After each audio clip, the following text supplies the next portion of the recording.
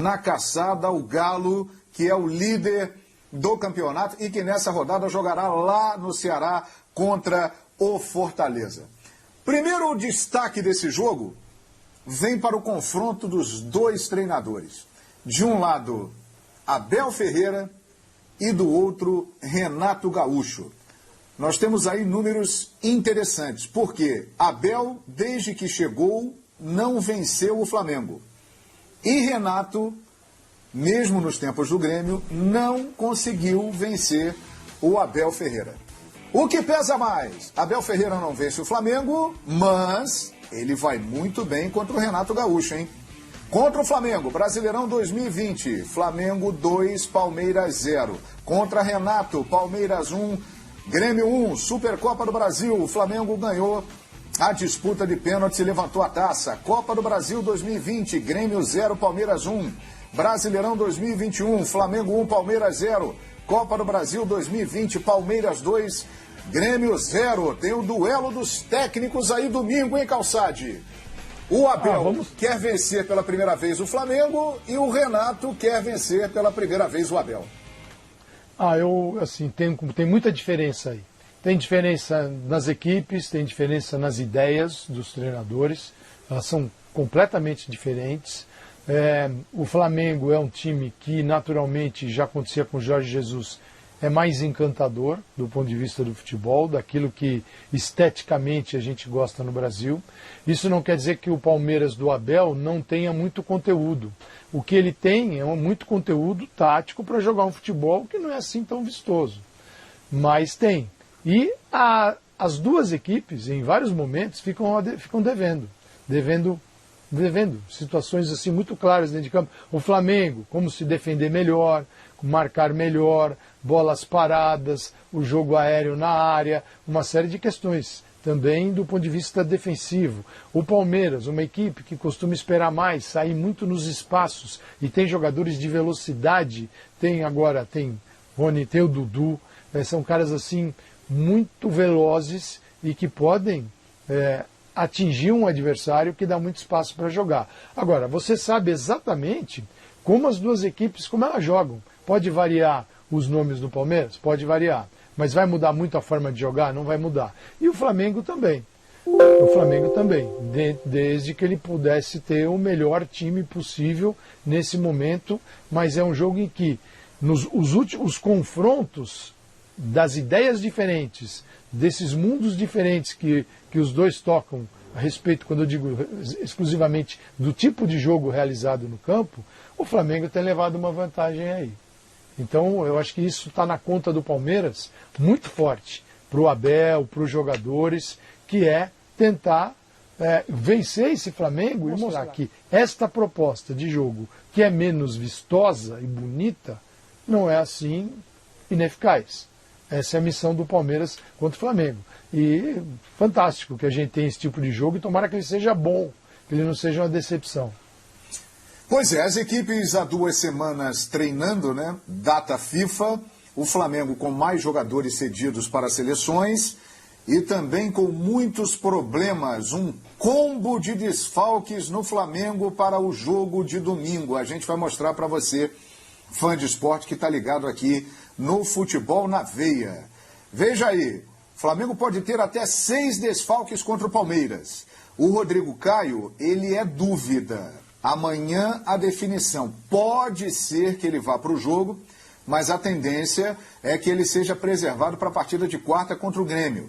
Felipe Luiz está fora, René, Diego, Kennedy, Bruno Henrique, esses aí já estão confirmados.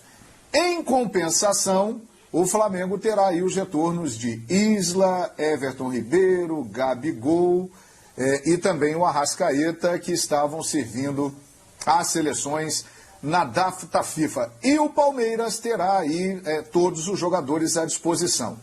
Um provável Flamengo. É uma missão difícil escalar o Flamengo agora, é uma incerteza, mas aqui nós temos um provável. Diego Alves, Isla ou Mateuzinho, Gustavo Henrique, Léo Pereira, mas pode aparecer ali o Bruno Viana, Ramon mas também tem a chance do Rodinei entrar improvisado na lateral esquerda. O William Arão, Thiago Maia, Everton Ribeiro, Arrascaeta e Gabigol vão se reapresentar e serão reavaliados, e Michael confirmado no ataque. Esse aí é um esboço de Flamengo para o compromisso de domingo, e o Abel terá aí a força máxima, à exceção do Jorge, que ainda não está pronto para estrear. O Abel terá todo mundo à disposição, Jean. Pois é, eu acho que assim, esse ponto, esse aspecto dos jogadores e dos times que entram em campo tem se mostrado no confronto, né, entre técnicos e times, ou entre os dois técnicos, predominante. A verdade é essa, porque quando a gente pega o primeiro tema aí, quando a gente pega esses tabus, em tese a gente pode dizer o seguinte: eu não estou evidentemente dizendo que os técnicos não tenham participação ou importância nesses resultados, mas em tese o Flamengo vencer o Palmeiras, o Flamengo é um time mais forte, né, com mais jogadores decisivos do que o Palmeiras, então ali acabou predominando o time mais forte. E o Palmeiras vencer o Grêmio do Renato, como a gente viu ali, também significa que o time mais forte, o time com os melhores jogadores, acabou vencendo. Então eu acho muito importante você olhar para quem vai entrar em campo, para quais são os jogadores, para o peso, para a diferença que podem fazer eventuais ausências. A gente está falando, né, de um Flamengo aí que pode não ter, se a gente falar em titulares, 4 titulares, né? Estamos falando de 3, 4 titulares. Claro que o Rodrigo Caio é uma ausência quase que constante, e vamos falar ainda hoje do Davi Luiz, porque também acho que talvez a chegada dele tenha até um pouco a ver com isso, né? Mas eu acho que é um confronto daqueles imprevisíveis e não adianta a gente querer pegar como base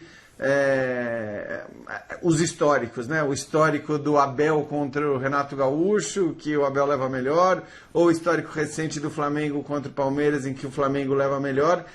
Quando a gente está falando desse nível de disputa, com esse nível de qualidade e com jogadores com capacidade de decisão, como a gente vê dos dois lados, né? Porque agora o Palmeiras também tem o Dudu, que é um cara que eu acho que com a capacidade de decisão dos melhores caras com capacidade de decisão do lado do Flamengo. É um detalhe, é um erro aqui, é uma jogada espetacular ali, e são assim que esses jogos têm se decidido, pelo menos na maioria das vezes, nos últimos tempos, né, João? Então é daqueles jogos para a gente, claro, aguardar com expectativa, torcer para que tenhamos um jogo como, por exemplo, foi a Supercopa,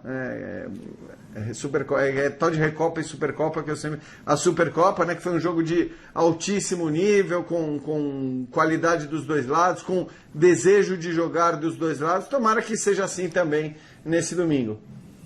E tem tudo para ser. E o Dudu de volta, né? O Dudu que foi embora na metade do ano de 2020, mas ele tem números aí interessantes contra o Flamengo, é uma atração também desse jogo. Agora, outro ponto que chama atenção, e eu vou rolar a bola para o Vitor Birner. O Flamengo, no primeiro turno do Campeonato Brasileiro, ele venceu os 4 grandes de São Paulo. Ele perdeu para o Bragantino, que é uma equipe emergente, mas não é um time grande do futebol de São Paulo e brasileiro. Está crescendo aí no ranking. Veja aí, Flamengo venceu por 4-0 o Santos, 3-1 Corinthians, 5-1 São Paulo, e o placar mais magro foi exatamente contra o Palmeiras, gol do Pedro na primeira rodada no Maracanã. O Vitor Birner, placar agregado até agora do Flamengo contra os paulistas no Brasileiro. Tá 13-2. E o Flamengo, com desfalques importantes, vai encarar o Palmeiras domingo dentro do Allianz Parque. Birner. Eu acho que o lado esquerdo vai ter, sem dúvida alguma, algum prejuízo, pelo menos, porque o Felipe Luiz, para mim, é insubstituível, e o René, que provavelmente jogaria, não pode também atuar. O Bruno Henrique é insubstituível, não tem um jogador do nível dele e provavelmente também não vai atuar. Porém, mesmo assim, você olhando a escalação do Flamengo, é uma equipe que tecnicamente bate com o Palmeiras, pode ganhar do Palmeiras, sem dúvida nenhuma. Eu acho que o desempenho dos jogadores, o desempenho coletivo, tudo isso vai acabar pesando demais nessa partida. Sobre o Dudu, Dudu era um jogador que foi o melhor do Palmeiras enquanto esteve na equipe, mas sempre crescendo um pouco ao longo da temporada, né? Ele chegava no segundo semestre, jogando desde o início da temporada, melhor do que ele atuava no primeiro semestre. E ele, por exemplo, fez grandes partidas contra o São Paulo na Libertadores, principalmente no segundo jogo, jogou em nível muito alto, mas ele ainda não conseguiu adquirir uma regularidade. Eu acho que esse é um jogo interessante para Dudu conseguir a sua ascensão, porque é um jogo de valor maior. Na tabela, todo jogo vale 3 pontos. No coração do torcedor, alguns jogos, se eu for quantificar, valem 6, 7, 8 pontos, né? E esse é um jogo que para o palmeirense e para o flamenguista tem um valor especial.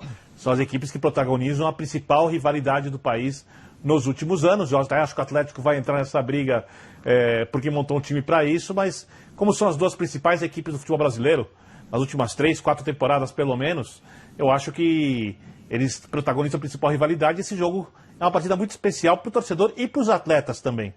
A rivalidade entre os jogadores também é mais acirrada. É bom que seja assim, isso mostra comprometimento, mostra que o jogador dá valor à profissão dele, ao trabalho dele, à camisa que veste. Mas eu acho que o Flamengo vai entrar com uma equipe, repito, com capacidade para jogar com o Palmeiras, do nível técnico tão bom quanto o do Palmeiras, porém não tão forte quanto poderia entrar como se tivesse o seu principal lateral esquerdo e o Bruno Henrique. Muito bem, é isso aí. O Flamengo é o carrasco aí dos grandes de São Paulo. O retrospecto é impressionante. Pois não? Só mais um ponto. Assim, se o Flamengo vencer esse jogo, sim, pode ser uma das maiores vitórias do Flamengo nesse combate com o Palmeiras. Por quê? O Flamengo não tem Felipe Luiz, o Diego e o Bruno. Como disse o Birner, o lado esquerdo é o lado que perde com isso. O Flamengo tem jogado no 4-2-3-1 com o Renato. Então, no desenho tático, deve ter o Everton, Arrascaeta, Michael, Gabigol. Michael vai naquele papel de Bruno Henrique, sem ter os mesmos argumentos que o Bruno Henrique, mas mantém a estrutura. Legal. Então, o Flamengo perde 3 titulares e outros 4 titulares serviram aí as seleções na data FIFA. Então, o Flamengo, além de perder 3, tem mais 4 comprometidos. O Palmeiras tem o goleiro Everton, Gustavo Gomes, é verdade. Só que em todos os setores o Flamengo tem mudança. Tem mudança na linha defensiva, tem mudança no meio de campo, tem mudança no ataque. E olha que coisa, Gabigol e Everton vão se apresentar amanhã. Vieram direto para São Paulo, Isla e Arrascaeta. Você entende onde eu quero chegar?